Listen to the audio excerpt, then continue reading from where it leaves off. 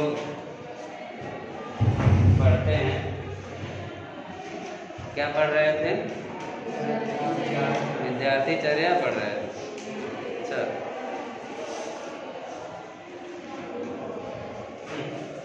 एक तो इस विद्यालय क्या था, एक तो डेस्टर ऐसा पकड़ा रखे हैं निकाले।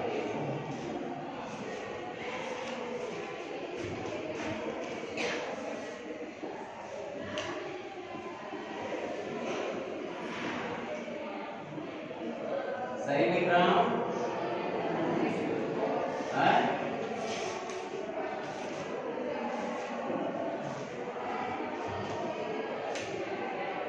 कल एक श्लोक पढ़े। अच्छा, कुछ बताएंगे? अब ले, जब बताने की बारी आई दांत बैठ गया ना। ये जान लो सारी बात वीडियो में कैद कर रहा हूं तुम लोगों को, जो बोलोगे। तो एक बार गाइए। ब्रह्ममूर्ते बुद्धयेत धर्मार्थौ च चिन्तयेत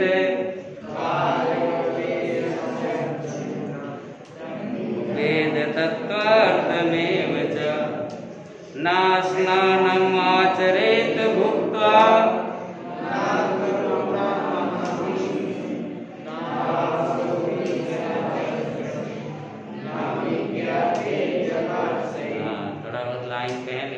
लग रहा है खाए नहीं।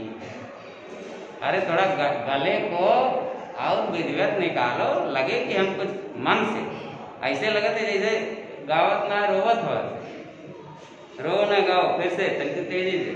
ना स्नानम् आचरेत भुक्त्वा न तुरो न महानिशि न वासोभि सहजस्रं न विज्ञाते जलाशये। बहुत सही। तुम लोग इंटर तक मुझे मिल जाते तुम लोगों को गाना बता देता संस्कृत, है ना। लेकिन अब क्या बता, प्रभाव भेजता। चलो हाँ, आ सकते हैं। तो आइए, पहली लाइन आप शायद उस दिन पढ़े थे। थोड़ा सा क्या पढ़े थे कि ना स्नानम् आचरेत भुक्त्वा। स्नानम् आचरेत, हमने आचरेत पे चर्चा हुई थी। आचरेत में उपसर्ग क्या बताया था? आम। आम में क्या शेष बचता है? आ। अगर कोई पूछे आगच्छत में कौन उपसर्ग है, तो संस्कृत में क्या बताओगे? आ नहीं, तब गलत बताओगे, आम बताओगे। अगला भले न जाने आम कहाँ होता है, कहेगा आम कहाँ उपसर्ग होता है, आ होता है, कह दे तू गधा। ठीक। हाँ, कुछ ऐसी चीज सीखो मतलब जो अगला भी न जाने, पूछने वाला खुद फिर वो कुछ भी नहीं करेगा, इससे पूछने लायक नहीं है ना। अब देखो, आचरेत शब्द भी क्लियर हुआ। आम उपसर्ग हुआ, चर धातु हुई, विधिलिंग लकार हुआ, प्रथम पुरुष हुआ एक। अब भुक्त्वा आप कहे, कल आपने कहा भू धातु।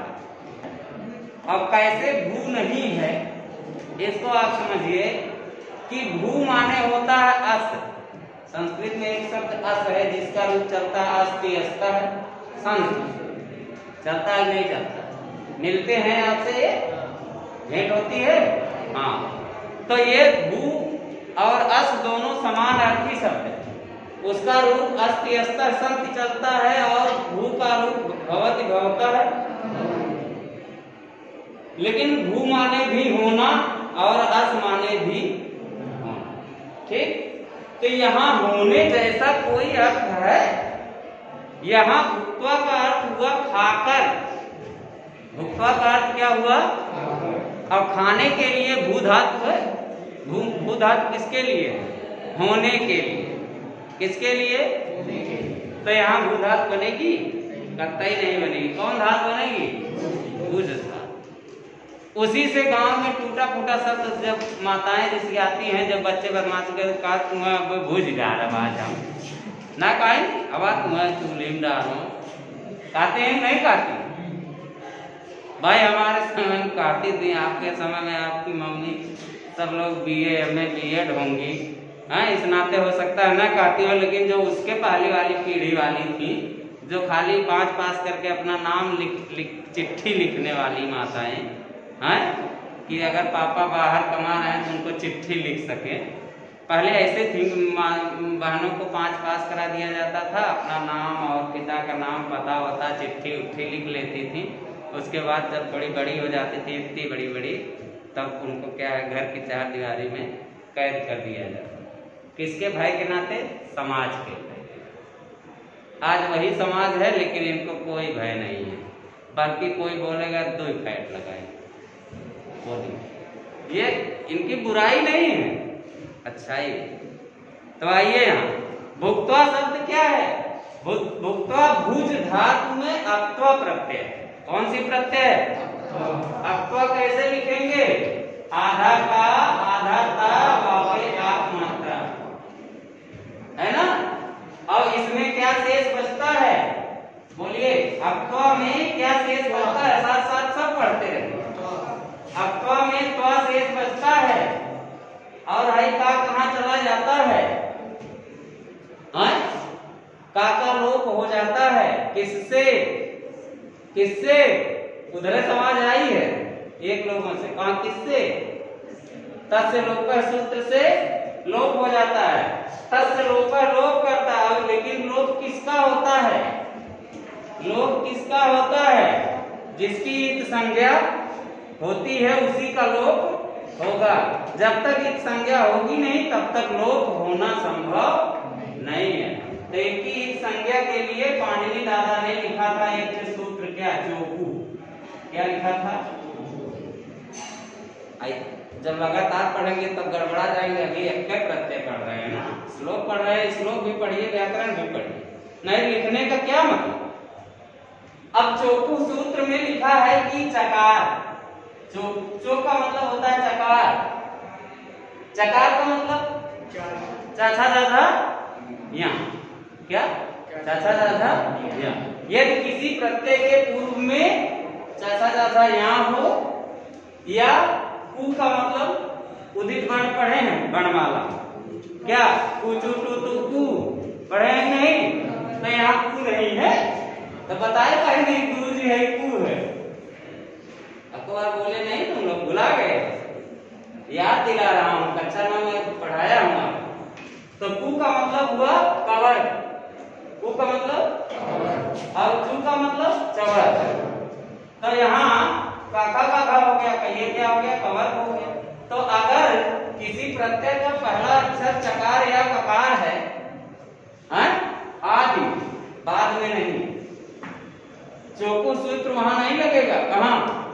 अगर यही चा यहां रहे प्रत्यय में, तो हलंत्यम से इत संज्ञा हो।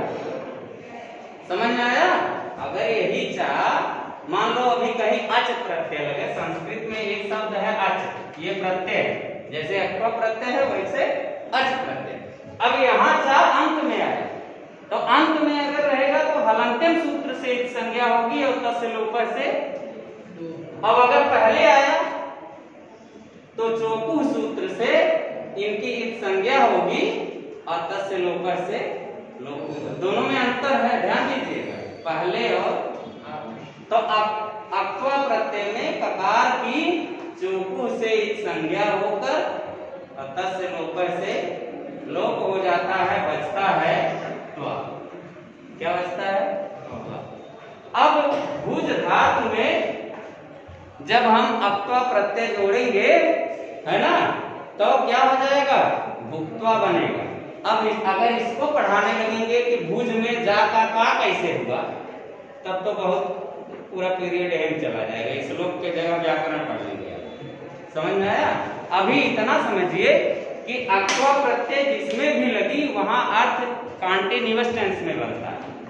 कॉन्टिन्यूअस माने कि कार्य का जारी रहना, ऐसा अर्थ निकलता है। जैसे भुक्त्वा माने खाकर, पठित्वा माने पढ़कर, सुक्त्वा माने सोकर, हसित्वा माने हंसकर, है कि नहीं है? गत्वा माने जाकर, ये अर्थ निकलता है। तो यहाँ अब अर्थ निकालो कि न स्नानम आचरेत भुक्त्वा। अब अर्थ निकालो। हाँ, खाकर। अब देखो लिखा है कि भुक्त्वा न स्नानम आचरेत, अन्वय हो गया। भुक्त्वा, हाँ, भुक्त्वा न स्नानम आचरेत, खाकर स्नान, या ऐसे और बढ़िया अन्वय करना है। भुक्त्वा स्नानम न आचरेत, खाकर स्नान न आचरेत, माने नहीं करना चाहिए। अब सोच लो एमएस के खाए का स्नान करा रहा है, वो विद्यार्थी ना है, समझ में आया? क्यों ऐसा करती हो? नहीं करना। तो अब कितने का अर्थ समझ में आया? शायद 5 पीरियड मिले तो मजा आवे पढ़ाई में संस्कृत, एक पीरियड में पेट नहीं भर रहा। और देखो, ना तुरो न महानिसी, और ना तुरो न महानिसी, आतुर माने क्या होता है? अब बताओ, पीछे कुछ अर्थ लिखा होगा, बता दो, हमको भी नहीं आ रहा है। ना तुरो न महानिसी, निसी माने रात है, और क्या होता है? महानिसी माने आधी रात, और आतुर माने जगना। क्या होता है? जगना। तो अब यहाँ दूसरा लक्षण कि मान लो, जैसे तुम लोगों में से बहुत से लोग ऐसे भी होंगे कि हाँ, राती के जब पढ़े के टाइम तब टीवी देख, और जब सोवे के टाइम तब पढ़, यो गड़बड़। ये विद्यार्थी चर्या नहीं है। विद्यार्थी चर्या का मतलब है कि उसमें सोना भी उतना ही जरूरी है जितना जरूरी पढ़ना। तो यहाँ लिखे हैं कि ना तुरो न महानिसी, कि आधी रात्रि के समय हमें क्या नहीं करना चाहिए? महानिसी माने आधी रात्रि, मध्य रात्रि में हमें क्या नहीं करना चाहिए? ना तुरो माने जागरण नहीं करना चाहिए, माने रात्रि में क्या करना चाहिए? सोना चाहिए। बात समझ में आई? नहीं तो खाना खाओगे तो पेट में गैस बनेगी, ढकार आएगी, गले पड़ेगी बार बार, ठीक है? इसलिए जो उसको पचने के लिए आदमी को सोना चाहिए। और आगे बताए क्या कि ना वासो भी सहजश्रम। वासो भी माने क्या होता है? बताओ जी, तुम लोग बता नहीं रहे। वासो भी माने बताओ, हाँ तनी बता दो, हमको भी याद आ नहीं रहा।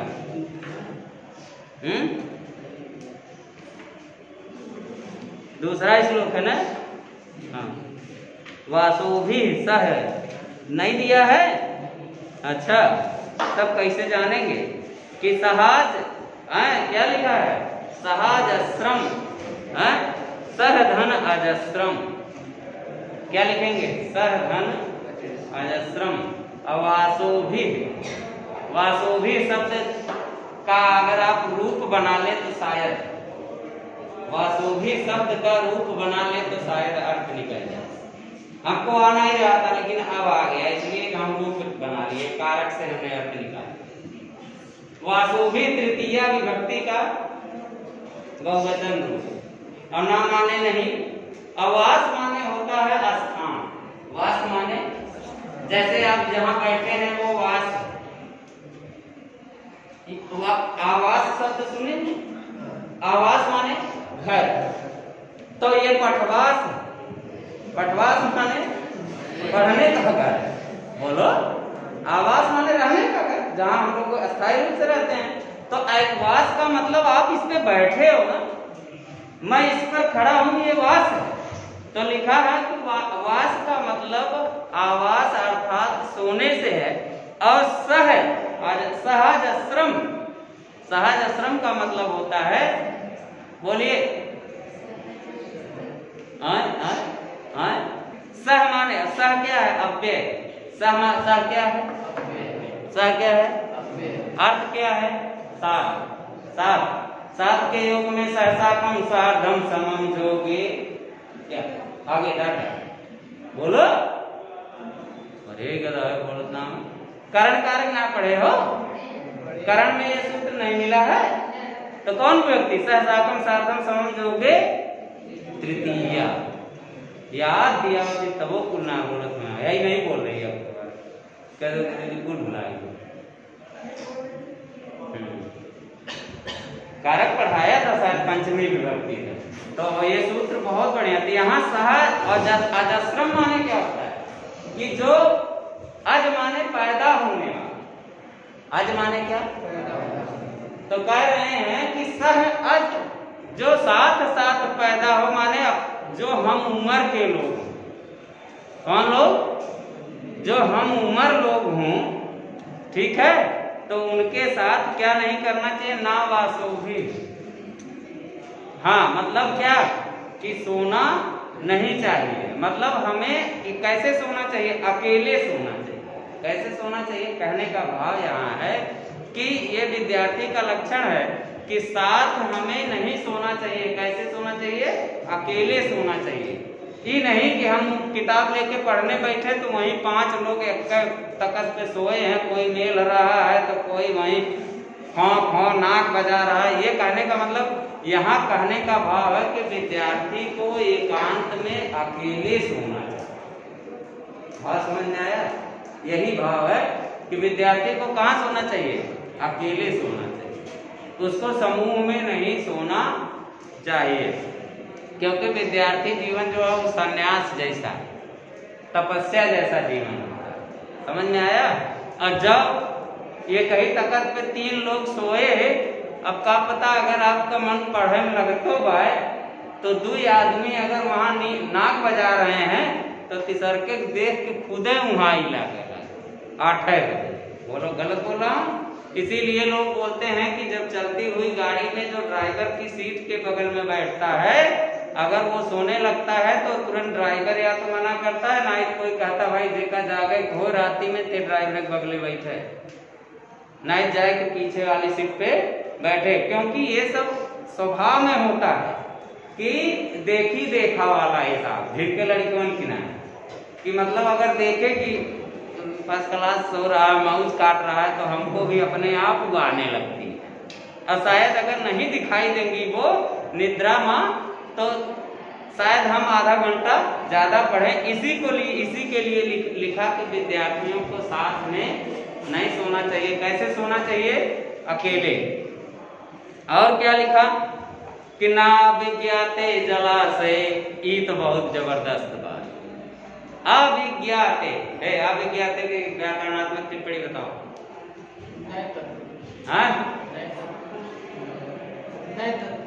हाँ न तत्पुरुष, अरे वाह गजब का बोला है। अविज्ञाते न तत्पुरुष समास है। हाँ न तत्पुरुष बोलो, पूरा बोलो। यहाँ जानते हैं क्या है, आ शब्द जैसे संस्कृत में ए और ऐन है, वैसे अंग्रेजी में आ और अन है। समझ में आया? और ये नकारात्मक अर्थ प्रस्तुत करते हैं। कैसे अर्थ प्रस्तुत करते हैं? तो यहाँ विज्ञात माने जानते हैं, विज्ञात में यहाँ दो इस उपसर्ग हैं, एक आ और एक वी। एक आ और एक वी, ये 2 उपसर्ग है, मतलब आम उपसर्ग है और वी उपसर्ग है। और साथ साथ क्या है, धातु क्या है, ज्ञा। ज्ञा माने जानना। तो आग आम धन वी धन ज्ञा, 3 ठो के संग विच्छेद भइल नहीं। और अविज्ञाते, अब अर्थ बनेगा कि क्या बनेगा, तिप्तझी सिद्धस्था मिबस्मस ता बनेगा, ता ताम झा। अब आप कहेंगे ये का आप मंत्र पढ़े, तो जैसे संस्कृत में धातुएं 3 प्रकार की होती हैं। एक परस्मयी पद होती हैं, जैसे गच्छत गच्छता गच्छन्ति, और एक आत्मने पद होती हैं। आत्मने पद माने जिन धातुओं को हम अपने लिए, कर्ता स्वयं अपने लिए प्रयोग करता है, जैसे मैं कार्य करता है स्वयं के लिए, एक आत्मने पद के लिए लगती हैं। तो 9 ठो आत्मने पद के प्रत्यय हैं संस्कृत में। जैसे भवत जो बनता है, गच्छत जो बनता है, वो गम धातु में 3 प्रत्यय लगाते हैं। कौन सी? 3। तो क्या बनता है, गच्छति। तस प्रत्यय लगाते हैं तो गच्छता है, और झी प्रत्यय लगाते हैं तो गच्छन्ति। गम धन धी बराबर गच्छन्ति, गम धन ति बराबर गच्छति, गम धन तत् बराबर गच्छतः, ऐसे बनता है। कुल मिला के 33 सूत्र लगते हैं। एक गम धातु में टिक प्रत्यय जोड़ के जब गच्छत बनाएंगे तो जैसे गणित में आप एक तो प्रमेय सिद्ध करे खातिर 5-6 सूत्र लगाते हैं कि यहाँ ये ऐसे हुआ, कैसे हुआ, क्योंकि अर्धवृत्त का कोण समकोण। फिर अगली लाइन में आया यहाँ ये ऐसे हुआ तो क्योंकि समचतुर्भुज के समूह कोण फलाने होते, ढकाने होते। 5-6 सूत्र लगाते हैं लास्ट में, जो सिद्ध करना वहां पहुंचते हैं। ऐसे संस्कृत में भी 33 सूत्र लगाते हैं गम धातु में या पठ धातु में, तब जाकर के पठति बनता है, पठता है बनता है। लेकिन ये आपके सिलेबस से बाहर की बात है। यहाँ हम ये बताना चाह रहे हैं कि जो ये अभिज्ञाते शब्द लिखा है, तो आंग धन वी धन ज्ञा धन ता, अभिज्ञाते जैसे पठते पठेते पठनते, पठ धातु का रूप अगर चलाना है आत्मनेपद में, परस्मयी में चलाएंगे लट लकार में तो पठति पठता पठंति बनेगा।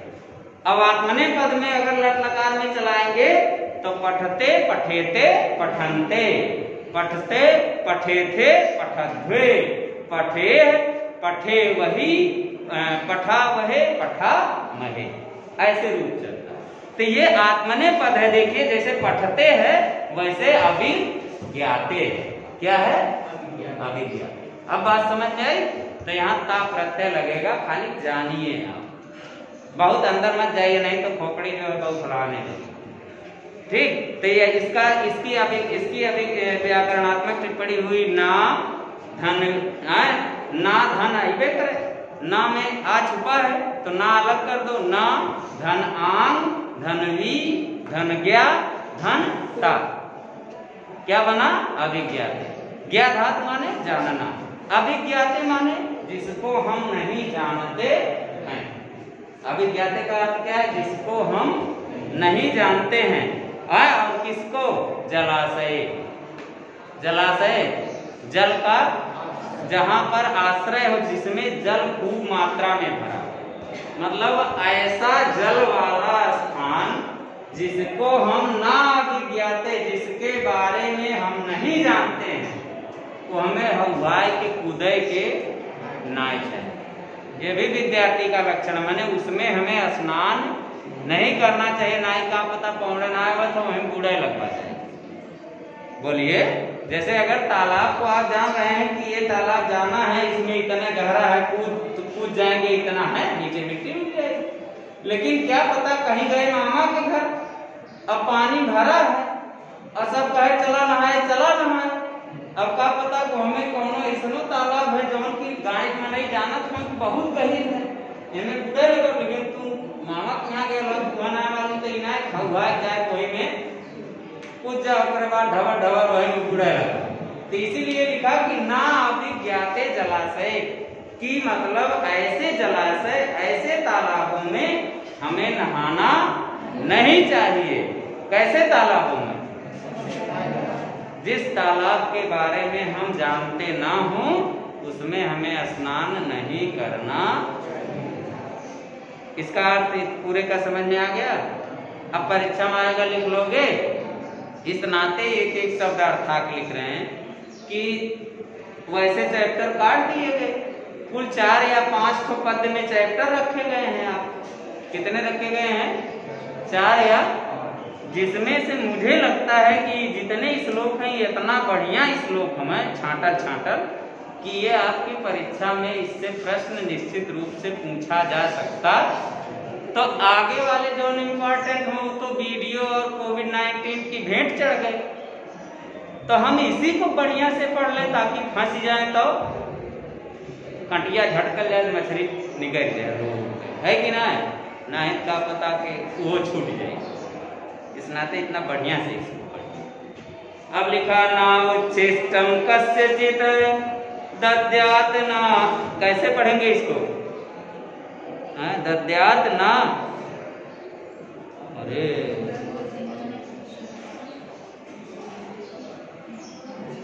ये तो और ट्रेंड लिख ले। न उच्छिष्टं कस्यचित् दद्याति दद्यात् न दद्यात् च एव तथान्तरा न च एव अत्यसनं कुर्यात् च उच्छिष्ट क्वचित् व्रजेत। देखिए उच्छिष्ट पढ़िए, उच्छिष्ट माने क्या होता है? जूठा। उच्छिष्ट माने, और दद्यात माने देना। दाधा क्या है?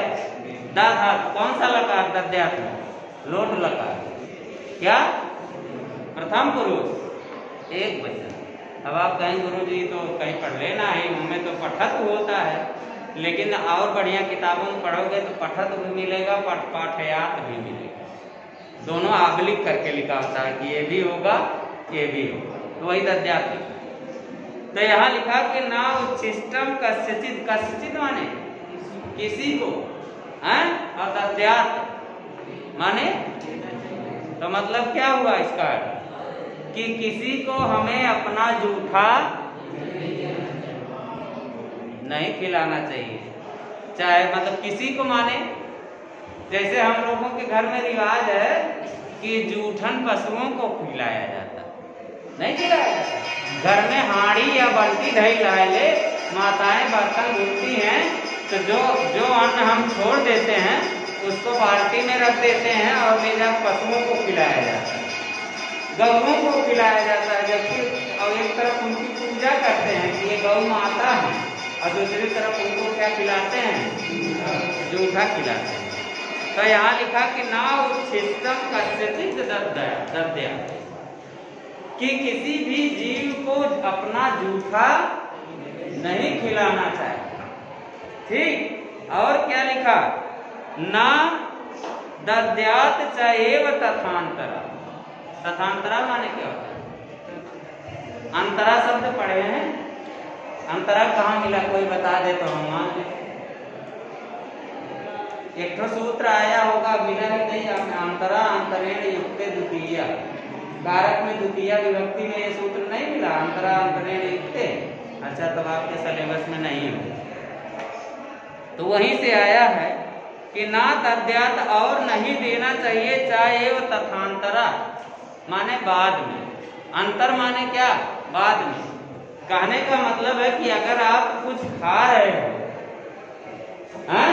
और आपके साथ कोई बैठा है, तो ऐसा भी नहीं कहना चाहिए कि तुम बैठा पहले हम खा तब तुम्हें लायक दे।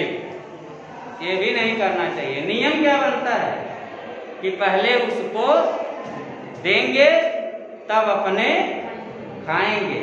ये भी विद्यार्थी का लक्षण है।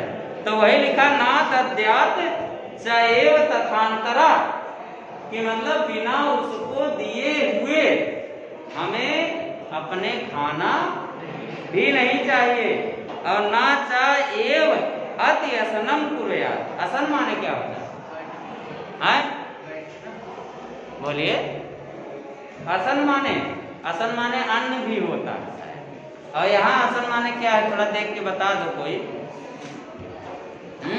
ना च एव अति असनम कुर्यात्, बैठना लिखा है। चलो कल यही पढ़ा देंगे।